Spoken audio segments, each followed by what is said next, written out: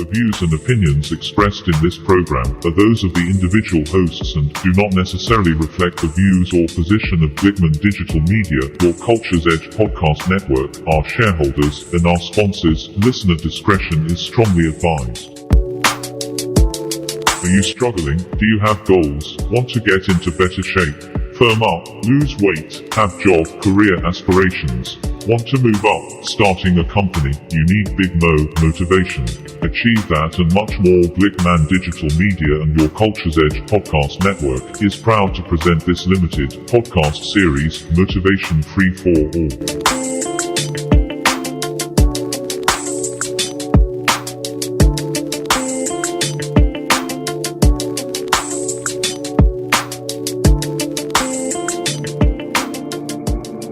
Out of the night that covers me, black as the pit from pole to pole, I thank whatever gods may be for my unconquerable soul. In the fell clutch of circumstance, I have not winced nor cried aloud. Under the bludgeonings of chance, my head is bloody but unbowed. Beyond this place of wrath and tears looms but the horror of the shade, and yet the menace of the years finds and shall find me unafraid. It matters not how strait the gate, how charged with punishments the scroll. I am the master of my fate. I am the captain of my soul.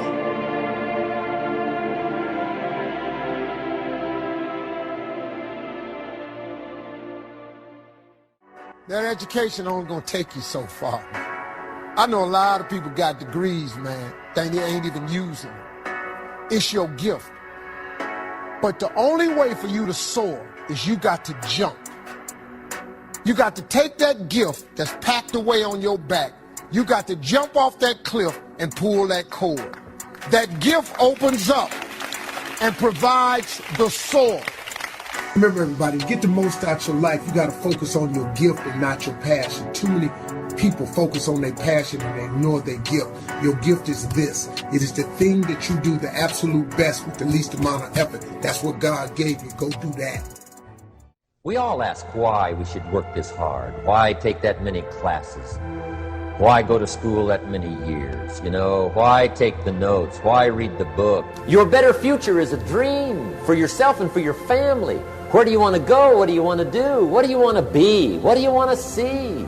You've got to dream dreams. There's a Bible phrase that says, without dreams and visions, people perish. Why work that hard? Why put yourself through the push-ups and the disciplines? Why? Good question, why? Don't lose your dreams. Do some dreaming. That's long-range goals. You've got to have those. So that's number one. Here's the second part of goals, short-range. Short-range goals. That's your goals for tomorrow, this week, this month, this year, the immediate future. We call these confidence builders.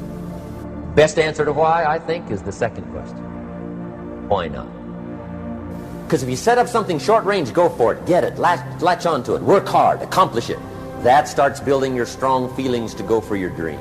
Why not see what you can make of yourself? Why not see how far you can go, how much you can see, how much you can earn, how much you can share? Why not? Right.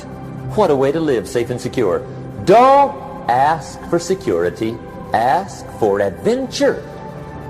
Why not see how many books you can read, how many classes you can take, how many skills you can develop? Better to live 30 years full of adventure than 100 years safe in the corner. Why not see how valuable you can become to the marketplace, and to your friends, and to your family?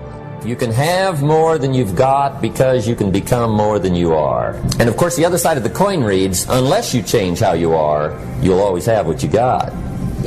Why not see what you can make of yourself? Why not see how far you can go, how much you can see? Income does not far exceed personal development. How much you can earn, how much you can share. Why not? You can actually increase your productivity by 50% by simply starting and completing your most important task first thing every day.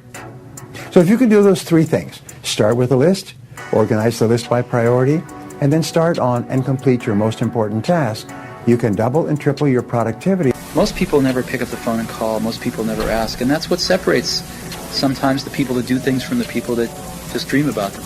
If you're afraid of failing, you won't get very far. That you can learn anything you need to learn to achieve any goal you can set for yourself. All success skills are learnable. All business skills are learnable. All money-making skills are learnable. Everyone who is good at them today was at one time terrible at them.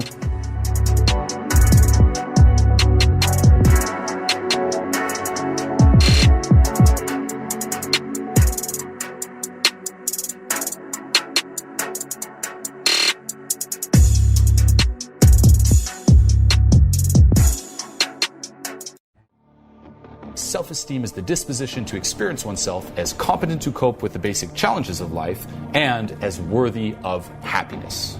Our self-esteem creates a set of implicit expectations of what is possible and appropriate to us.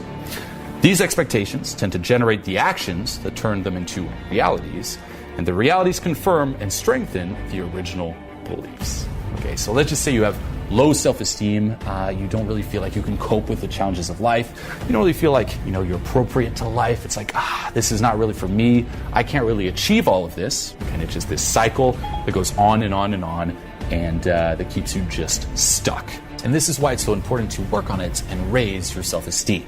Okay, and you can do so by focusing on actions or practices. Okay, basically something you do over and over again, a way of being, and this here will affect your self-esteem. So the first one is the practice of living consciously. Okay, basically having a mind that is active versus passive, that seeks awareness versus simply not bothering, that is responsible toward reality versus that escapes or evades reality. The second is the practice of self-acceptance. Okay, basically to be for yourself and to refuse to be in an adversarial relationship to yourself. The third is the practice of self-responsibility.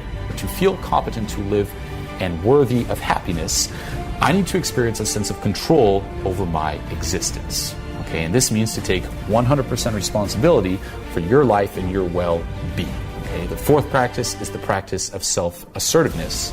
That self-assertiveness means honoring your wants, your needs, your values, and seeking the appropriate forms of their expression in reality. Okay, and this is a practice. Okay, it's the willingness to stand up for yourself, to be who you are openly, to treat yourself with respect in all human encounter. The fifth practice is the practice of living purposefully. Okay, and this means basically using your powers for the attainment of goals you have selected. Okay, to live without a purpose is to live at the mercy of chance. Okay, it's like whatever happens will happen. You're just a drifter. No. Okay, you should be proactive, not reactive. If you don't do something, nothing will happen. What it means is staying true to yourself. Okay, integrity asks that our effort to find the best choice be authentic, that we stay conscious, stay connected to our knowledge, call on our best rational clarity, take responsibility for our choice and its consequences, do not seek to escape into the mental fog. What are we all seeking? Okay, and this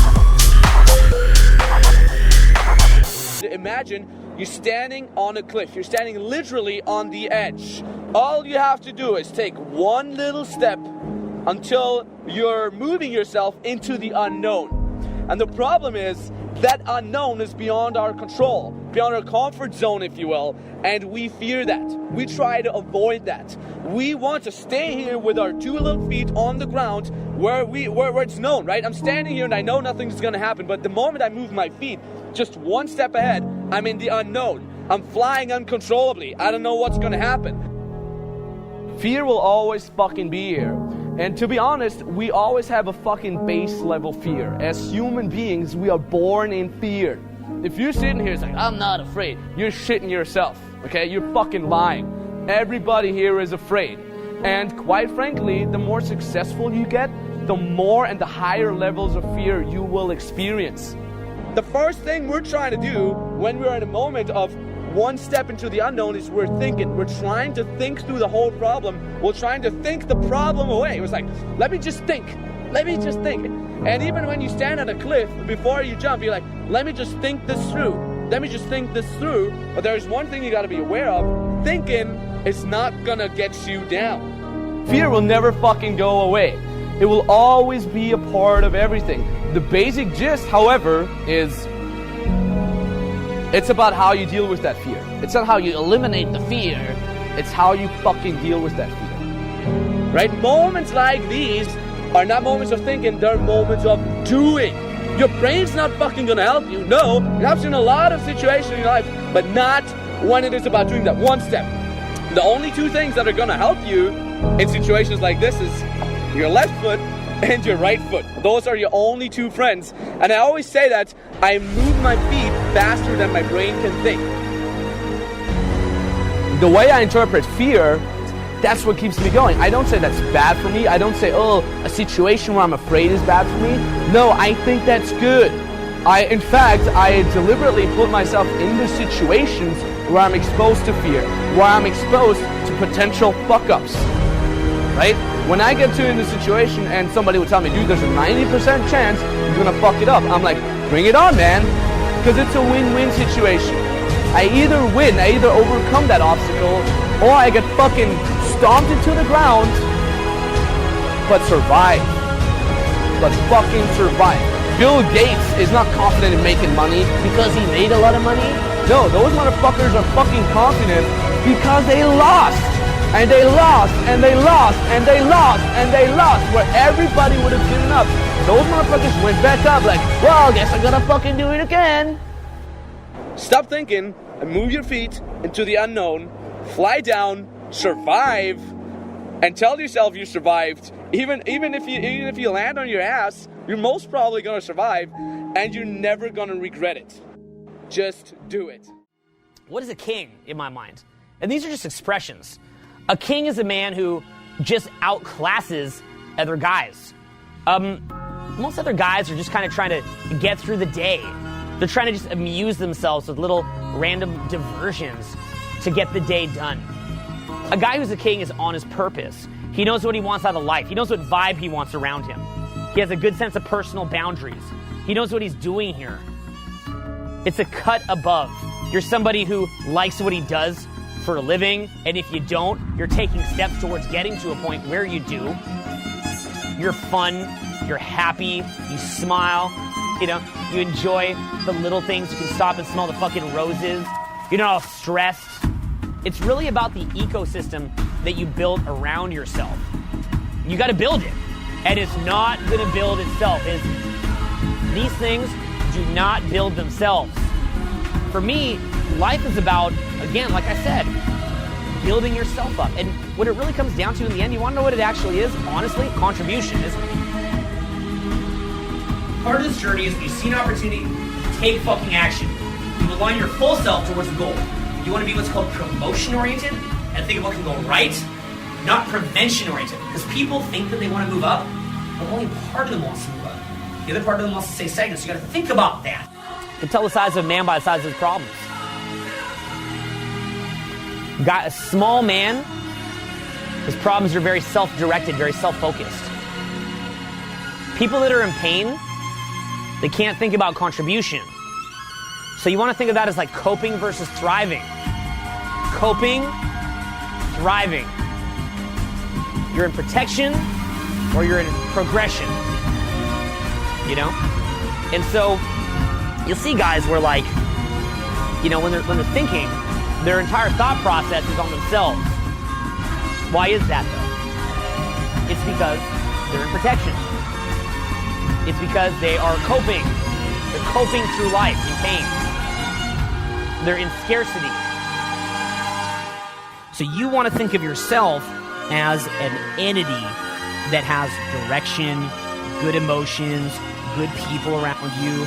What does that mean? There's a few different things. One is, you've got to know who you are. Like, who am I as a person? What am I doing here? Like, that'd be the number one question to ask you. What the fuck are you doing here? You know what I'm saying? Not to fuck with your brains, but you know what I'm saying? Like, what are you doing here? You know, it's like, dude, you're lacking that true north, right? So what is your true north?